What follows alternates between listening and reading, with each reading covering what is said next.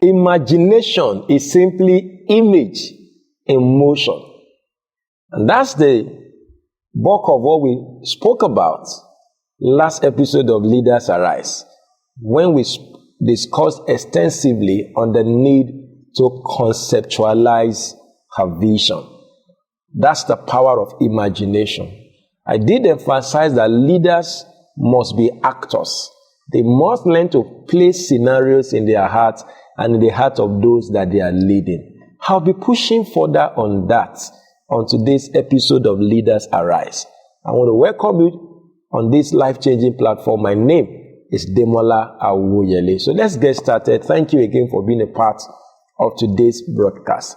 I began 2 episodes ago by talking about the 4 C's of vision. I spoke about catching a vision. I spoke about capturing a vision. I spoke about conceptualizing a vision. And of course, I spoke about contextualizing her vision. And that last C will be the subject of our discussion today.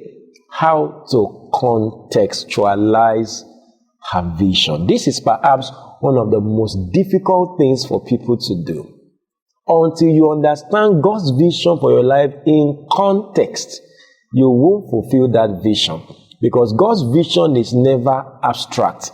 God's vision is always in context. And that's the job of leadership, is to be able to contextualize God's vision for their lives. Okay, so what has God spoken to you about your life? What have you seen about your tomorrow? Oh, I see myself becoming a great person. In what context? Let me say this very quickly. One of the things that I believe that Joseph got wrong, you want to hear? Joseph in Genesis was a subject of context. Thank God for mercy, thank God for divine process and all of that. But he got the concept of, he got the context of his vision wrong. And I will explain.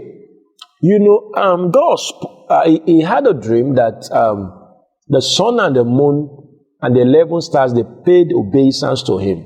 And another time he saw that they were binding sheaves, and the sheep rose and the burial sheaves bowed and all of that. Now he thought that God was speaking about his family, his brothers. But really, God was talking about the nation of Egypt and the entire world. When he talked about the sun and the moon, they are talking about the influence of those days. He was talking about his father and the mother. And of course, his parents also got it. They got it wrong. They said, "Oh, shall we indeed bow down before you?" So what's the big deal if a father and a mother bow down before the child? It's even small.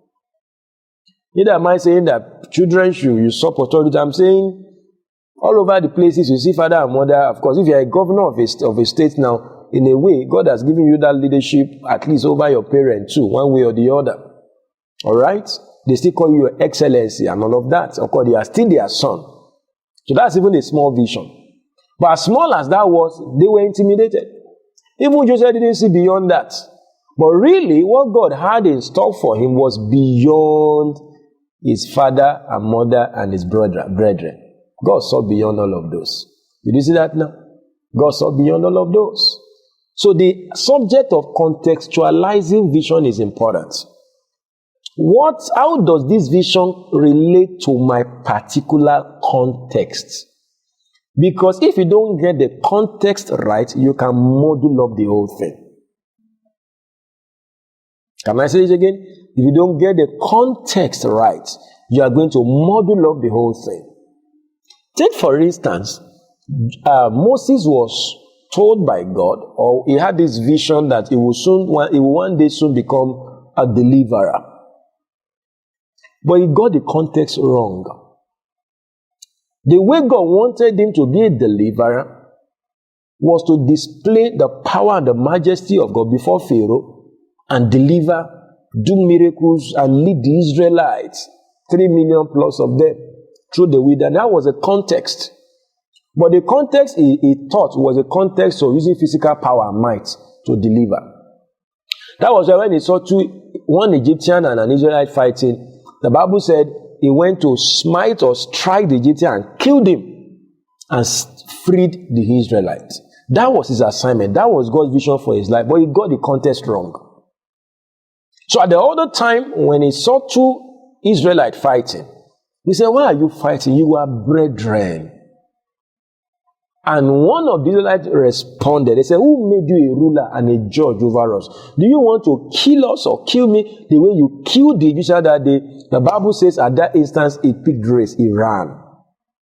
And that sent him to a journey of 40 years of rediscovery of God and his vision for his life.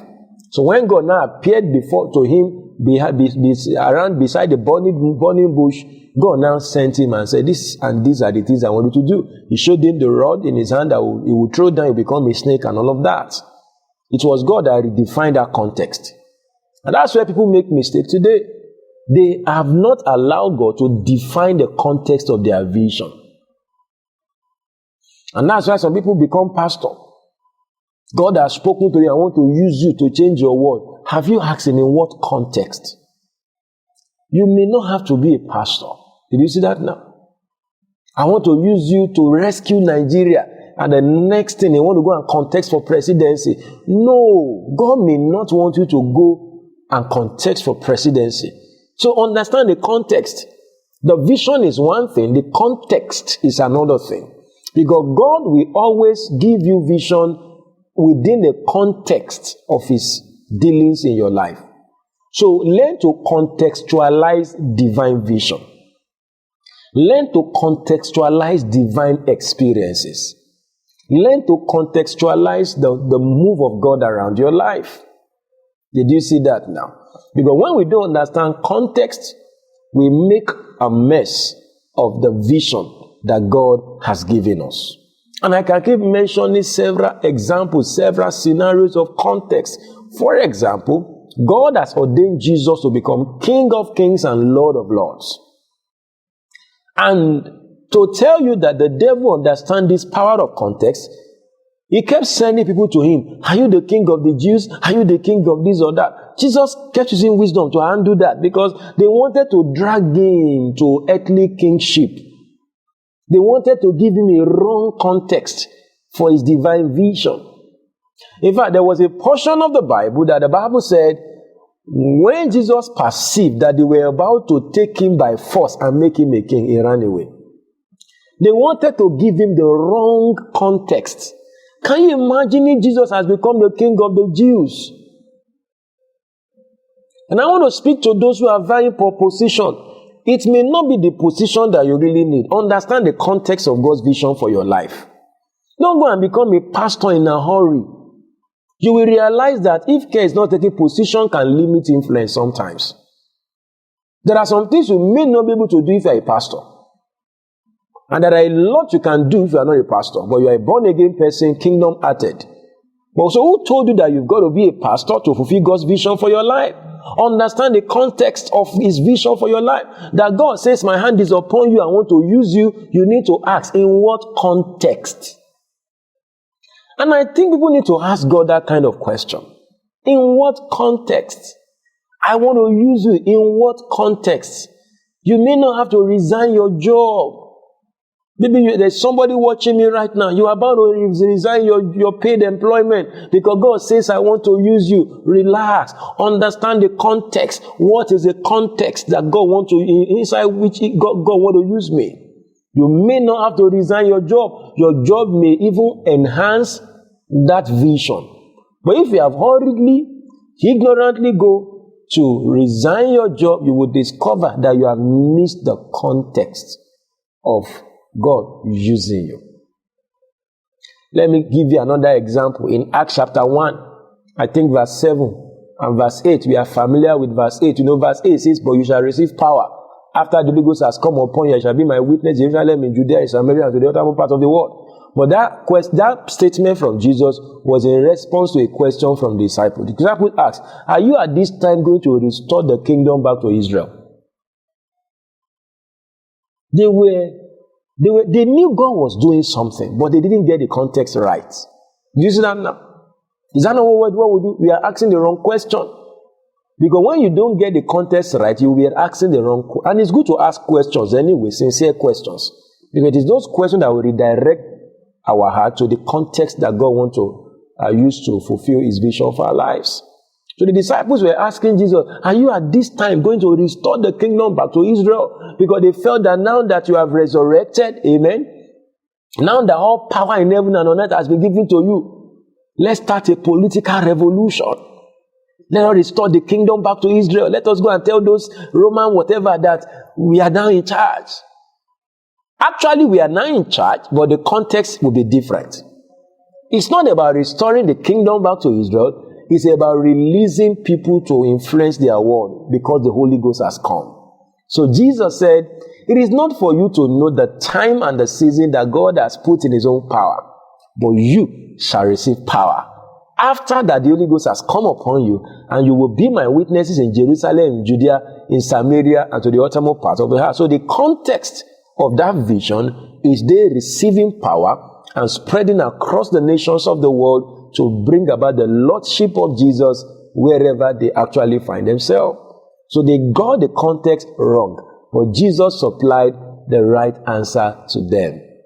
In Matthew 17, another very good example, at the Mount of Transfiguration, Jesus took Peter, James, and John to that mountain, and Jesus was transfigured before them, and I guess Peter was asleep or something. By the time he woke up, he got the concept wrong. He said, Master, let us build 3 tabernacles, one for Elijah, one for Moses, and one for you. The Bible says he didn't know what he was saying. He got the context wrong. Of course, he saw the excellent glory of Jesus. He felt that let us build a tabernacle around this place. But God said, this is my beloved son, in whom I am well pleased. Hear him. Forget that trash. We are not building any throne here. There is something I want you to build about Jesus. Jesus is transfigured before you because you will carry that message of transfiguration to your world. You are the one I'm using. I'm doing something beyond monuments. Yeah. Because the work of God is a movement. It's never a monument. And any attempt to build a monument around what should be a movement will be lost in the process. And that's why we've got to understand context.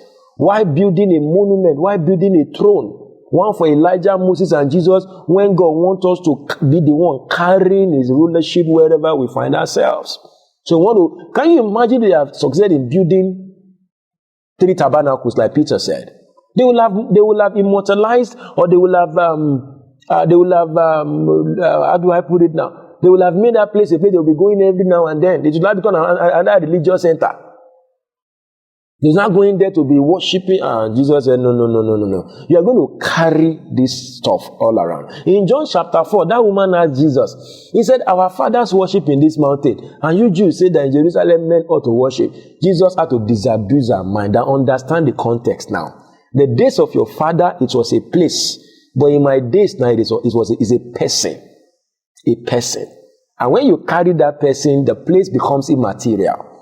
Alright, so our father worship in this mountain, but you Jews say it's in Jerusalem. Just like it's not a Jerusalem thing, it's not a place, it's a person.